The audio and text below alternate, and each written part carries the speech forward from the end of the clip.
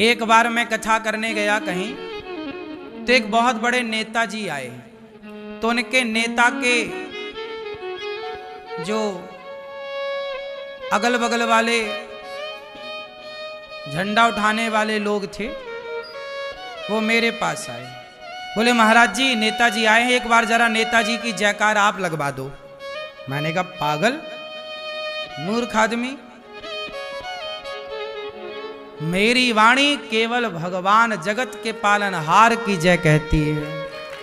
मेरी वाणी केवल भगवान का गुणगान गाती है। जय जयकार केवल ईश्वर की है। तुम्हारे नेता ने बढ़िया काम किया होगा तो अपने आप जनता जय जयकार करेगी। काम अच्छा नहीं किया और मेरे से जय जयकार कराना चाह रहे हो। इसलिए कोई भी कुछ कहे, जय जय केवल भगवान की। ऐसा नहीं कि किसी को भी आपने भगवान के बराबर में बिठा दिया। भगवान के बराबर में किसी को नहीं। सुदामा जी बोले मैं कृष्ण का गुणगान गाता हूं, मैं किसी और का नहीं गाऊंगा। तो राजा ने बहुत मारा सुदामा जी को, पिट गए। क्या करें भैया, राजा है, राज दंड है, सह गए। पर वाणी कृष्ण के सिवा नहीं। भगवान के चरणों में झुकेंगे। हमारे राजा महाराजा, अंग्रेजों ने, मुगलों ने तलवार रखी गर्दन पर। हमारे सनातनी राजाओं के गर्दनों में क्या रखी मुगलों ने? तलवार। कहा धर्म परिवर्तन कर लो। मर गए हमारे राजा, काट दो गर्दन। गुरु गोविंद सिंह जी के 2 बच्चों को दीवार में चुनवा दिया जिंदा, लेकिन उन बच्चों ने धर्म नहीं छोड़ा। यही है भारत की श्रेष्ठता। हम मर जाते हैं पर अपने धर्म का, अपने भगवान का धर्म मीन्स ईश्वर, रामो विग्रहवान धर्म। अपने भगवान का त्याग नहीं करते कि ये नहीं तुम तलवार रख दो गर्दन में तो हम छोड़ दें अपने भगवान। नहीं, मारोगे मर जाएंगे लेकिन भगवान को नहीं। स्वधर्मे निधनम श्रेयः पर धर्मो भयावह। अपने भगवान को नहीं छोड़ेंगे। कोई हमें ज्यादा पैसा देने लग जाए तो क्या हम अपने भगवान को छोड़ के उसका गुणगान गाने लग जाएं? नहीं साहब।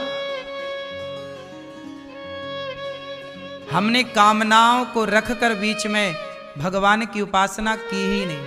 हमारे और हमारे भगवान के बीच में कोई कामना नहीं है। कामना होगी तो फिर भक्त का वो लक्षण सही नहीं है। यदि आपके और भगवान के बीच में कामना है तो जब तक कामना पूरी होगी तब तक तो आप भगवान को मानोगे। और कामना पूरी नहीं हुई तो लोग भगवान को फिर गालियां देने लग जाते हैं कि पहले मानते थे भगवान को, अब नहीं मानते, क्योंकि पहले कामना पूरी होती थी। तो कामनाओं के साथ नहीं। भक्ति कैसी? सुदामा की तरह निष्काम। निष्काम भक्ति हो मेरी मां, निष्कपट भक्ति। आप लोग ये बहुत बारीकी, बहुत गहराई की छोटी छोटी बातें हैं, समझो इन बातों को। समझने की आवश्यकता है।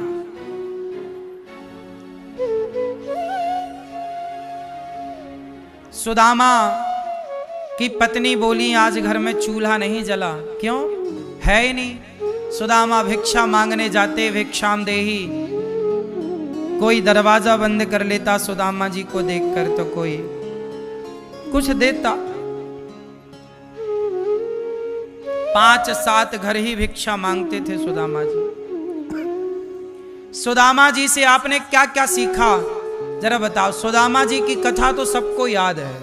सुदामा जी की कथा याद करने से काम ना होगा। सुदामा जी से सीख लेकर उसे अपने जीवन में चरितार्थ कर लो, उतार लो। सुदामा से आपने क्या सीखा भैया? आपने सुदामा जी से क्या सीखा भैया? आप हैं? आपने क्या सीखा सुदामा जी से भैया? आपने क्या सीखा सुदामा जी से, चश्मा वाले दादाजी हैं?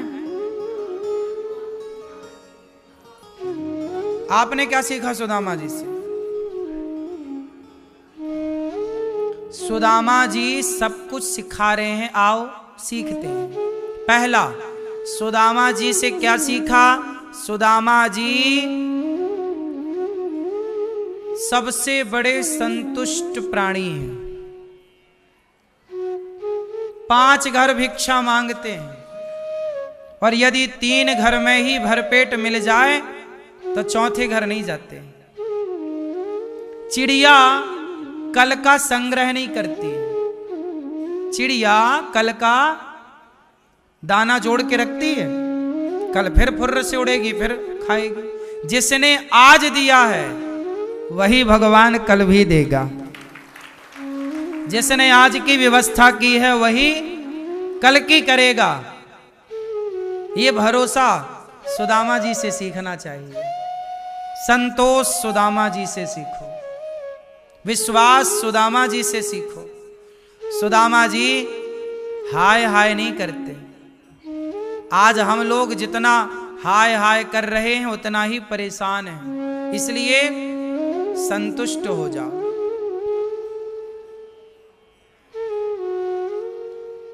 बहुत है, भागने का तो फिर कोई अंत नहीं, सीमा नहीं है।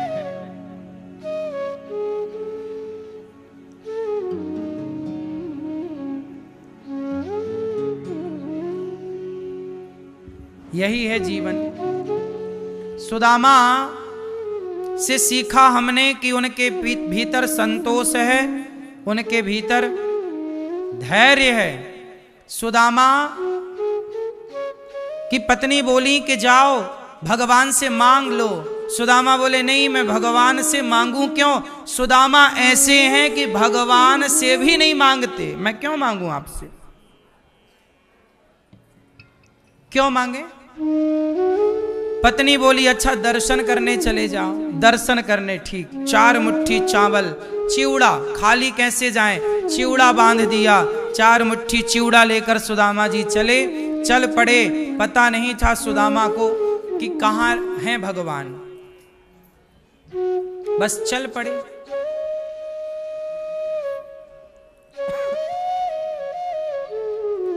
बस चल पड़े हैं।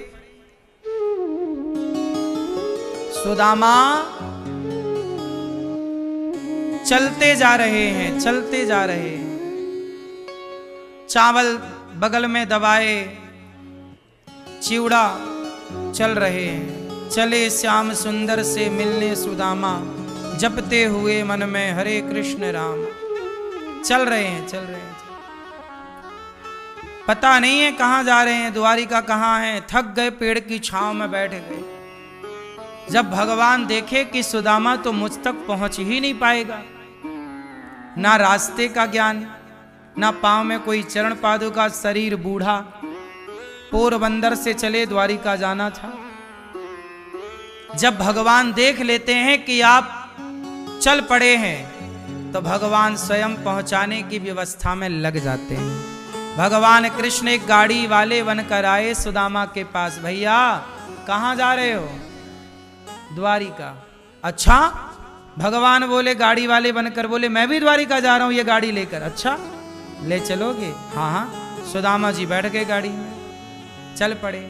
चलना हमारा काम है, मंजिल तक पहुंचाना भगवान का काम है। तेरी चौखट पे आना मेरा काम है, तेरी चौखट पे आना मेरा काम है, मेरी बिगड़ी बनाना तेरा काम है। चल पड़े सुदामा। द्वारिका पहुंचे, भगवान छोड़कर अंतर्धान हो गए, चले गए। पहुंचाना था भक्त को, पहुंचा दिया। सुदामा जी लोगों से पूछे, भैया क्या ये द्वारिका है? हाँ। क्या यहाँ कृष्ण मिलेंगे? हाँ। पर ये बताओ, गांव वालों ने पूछा तुम कौन हो? मैं सुदामा हूं। यहाँ क्यों आए हो? अपने मित्र से मिलने आया हूं। मित्र? कौन है तुम्हारा मित्र? बोले द्वारिकाधीश कृष्ण। लोग हंसे, अच्छा बड़ा अच्छा मजाक कर लेता है, भीख मांगने का नया तरीका ढूंढा है इसने। लोगों ने ऐसे कहा। बोले तुम्हारे मित्र द्वारिकाधीश कैसे हो सकते हैं? द्वारिकाधीश तो राजा हैं और तुम तो देखो फटे पुराने कपड़े पहने हो। एक राजा का मित्र तो राजा ही हो सकता है ना, ये चीथड़े पहनने वाला कैसे होगा? सुदामा जी ने कुछ जवाब तो नहीं दिया। सुदामा जी को लगा ये लोग विश्वास नहीं कर रहे हैं। अच्छा, लोगों ने मजाक उड़ाना शुरू कर दिया सुदामा जी का। देखो देखो देखो, मित्र आए हैं मित्र। अब दुनिया वालों को कैसे बताएं कि ये हमारे मित्र हैं? सच्चाई तो ये है, मेरे मन की बातें या मैं जानूं या वो जाने, सबके बस का नहीं है साहब। ये भगवान को जानना, भगवान